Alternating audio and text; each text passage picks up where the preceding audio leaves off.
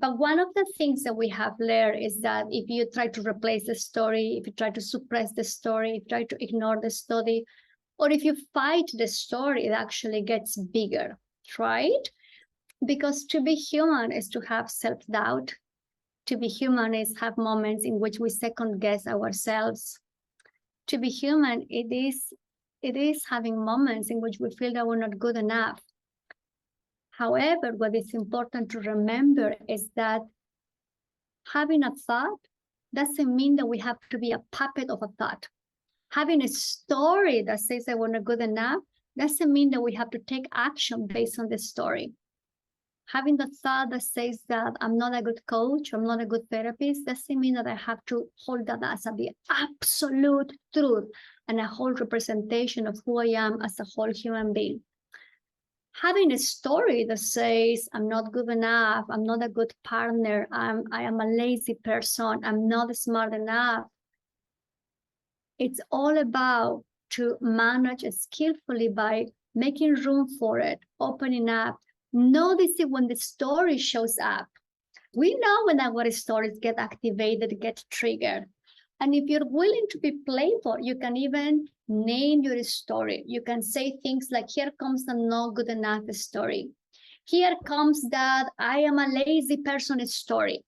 Because at the end of the day, within acceptance and commitment therapy, we teach you 6 core psychological processes.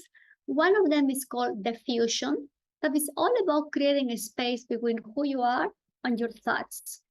A space in which you can look and observe your thoughts as things, letters, words, and images put together, not as a reflections of your character, but as something the mind will always be doing. So given that we don't have control of our mind, we can choose how to respond to the noise that the mind comes up with. So when I am naming the story, when I'm noticing the story, I am creating a little bit of a space. So notice how having the story that my mind comes up with doesn't have to be a dictator of my behaviors. I can have the story and I can choose how to respond to it based on my values. Now, I know that saying this may sound very simplistic. I know it's not easy, but what is important here is to remember that every time you notice and you name the story, you are giving yourself the freedom to choose how to respond to all the insight noise that we have. And that's how our lives get joyful and richful. Because when we take those stories, the not good enough stories as the absolute truth, we do all types of things. We avoid, we over-prepare, we under-deliver, we never try something new because it may prove the story truth, right? Versus when you learn to make room for that story, you don't have to deny it, you don't have to like it, but you can simply say to yourself, here comes my story, the laziest story. Here comes my not so good enough story. Okay, I'm going to take a deep breath.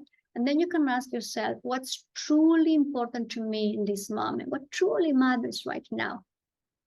And do your best to take action based on what is important to you. The story may be in the background, but we're not feeding into the story by dwelling on it, by judging it, by wondering why the story is here. In fact, every time we care about something, the mind will come with noise. The mind wouldn't be doing its job if it doesn't come up with a lot of thinking and thinking, minding and minding.